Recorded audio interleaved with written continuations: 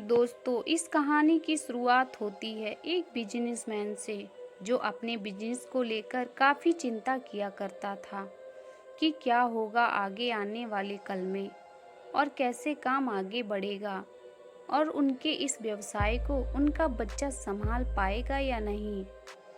दोस्तों, उस बिजनेसमैन का एक लड़का भी था जो उनसे काफ़ी बार कहता रहता था कि पापा, आप मुझे हमारे इस बिजनेस को संभालने का एक मौका दीजिए, क्योंकि अब मुझे भी बिजनेस करना आ गया है। लेकिन वो व्यक्ति कभी भी अपने बेटे को मौका नहीं देता।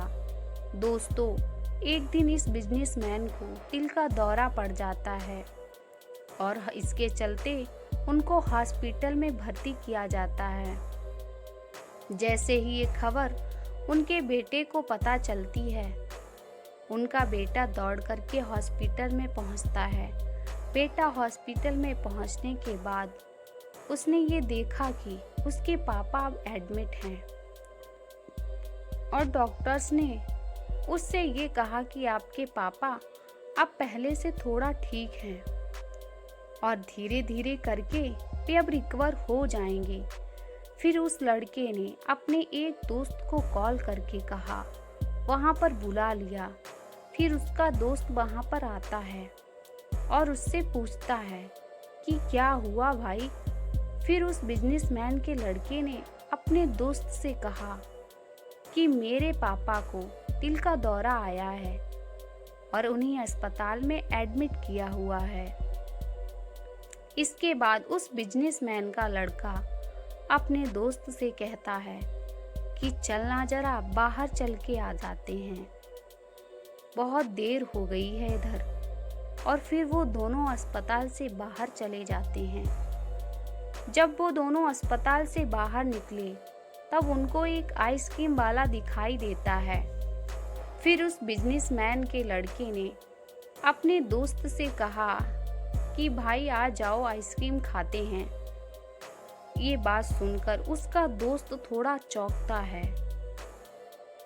और मन ही मन कहता है कि अरे ये क्या पागलपन है, पापा अंदर भर्ती हैं और ये यहाँ पर आइसक्रीम खाने की सोच रहा है।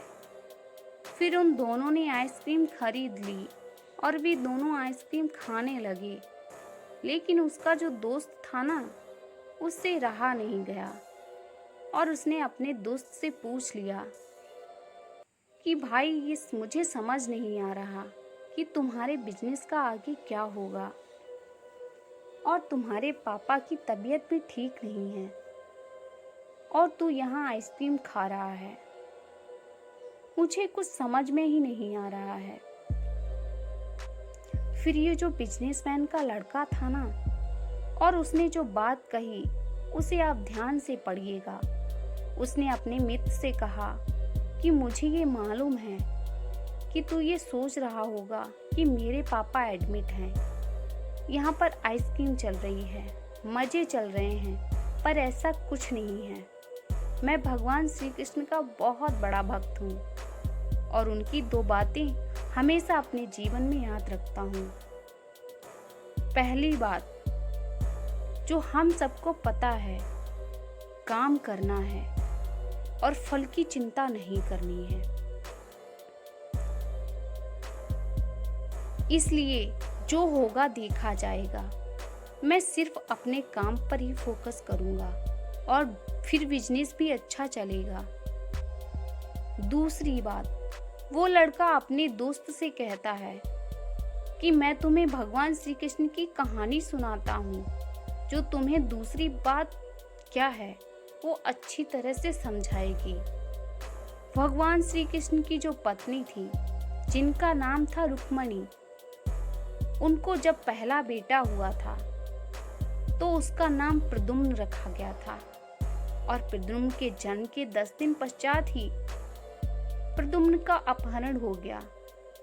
प्रद्युम्न के अपहरण के कारण रुक्मणी नाराज और उदास रहने लगी कि क्या हो गया है। भगवान श्री कृष्ण रुक्मणी जी से कहते थे, चिंता मत करो, क्योंकि प्रद्युम्न जहाँ पर भी होगा वहीं पर ठीक होगा। लेकिन इतना समझाने के बावजूद भी रुक्मणी अपने बच्चे की चिंता में उदास और निराश रहती थी। और इस तरह चिंता करते करते रुक्मणी जी के 18 साल बीत गए। 18 साल के बाद द्वारका में जब प्रद्युम्न की वापसी हुई और जब प्रद्युम्न द्वारका में वापस आए तो उनके साथ में उनकी पत्नी मायावती भी थी। अब समस्या ये भी थी कि मायावती की उम्र प्रद्युम्न से 20 साल ज्यादा थी। वहां रुक्मणी पहले तो खुश हुई कि बच्चा वापस आ गया है और फिर से दुखी हो गई, क्योंकि इतनी बड़ी लड़की से शादी की किस लिए। रुक्मणी फिर से भगवान श्री कृष्ण से जाकर कहने लगी कि ये क्या हो गया। फिर भगवान श्री कृष्ण जी ने रुक्मणी जी से कहा कि जो ये हो गया है उसको स्वीकार कर लो और आगे बढ़ो और चिंता मत करो। लेकिन माँ रुक्मणी के ये कह रही थी कि बड़ी लड़की से शादी क्यों कर ली, और ये ही लड़की मिली थी क्या, और इस बात को स्वीकार नहीं कर पा रही थी। इसके कारण 8 साल तक माँ रुक्मणी जी दुखी और निराश रही। और 8 साल के बाद रुक्मणी जी ने ये स्वीकार कर लिया कि प्रद्युम्न ने जो यह शादी करी थी वो ठीक है और इसके लिए ज्यादा चिंता की जरूरत नहीं है, और उस शादी को उन्होंने स्वीकार कर लिया। दोस्तों, एक तरीके से माँ रुक्मणी जी ने अपनी जिंदगी के 26 साल उदासी में बिता दिए। इस कहानी को खत्म करते हुए वो लड़का अपने दोस्त से बोला कि मैंने अब स्वीकार करना सीख लिया है, क्योंकि भगवान श्री कृष्ण जी कहते हैं जो रो रहा है उसे स्वीकार कर लो, जिंदगी अपने आप सहज हो जाएगी। दोस्तों, ये छोटी सी कहानी जो हमें तो बड़ी बातें सिखाती है, और यही मैं आपके साथ शेयर करना चाहता था कि हमारी जिंदगी में जो कुछ भी घटता है उसे स्वीकार करना सीख लीजिए।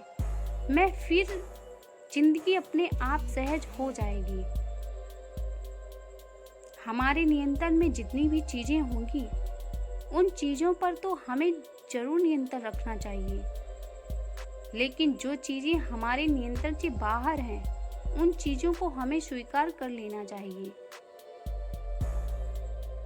अगर हमने स्वीकार नहीं किया तो हमें भी माँ रुक्मणी की तरह बहुत सालों तक उदास रह जाएंगे। दोस्तों, आज की ये कहानी आपको कैसी लगी और आपको इस कहानी से क्या सीखने को मिला, ये हमें नीचे कमेंट बॉक्स में कमेंट करके जरूर बताइएगा। साथ ही अगर आपको श्री कृष्ण की कहानी पसंद आई होगी तो इस कहानी को अपने दोस्तों के साथ शेयर अवश्य कीजिएगा।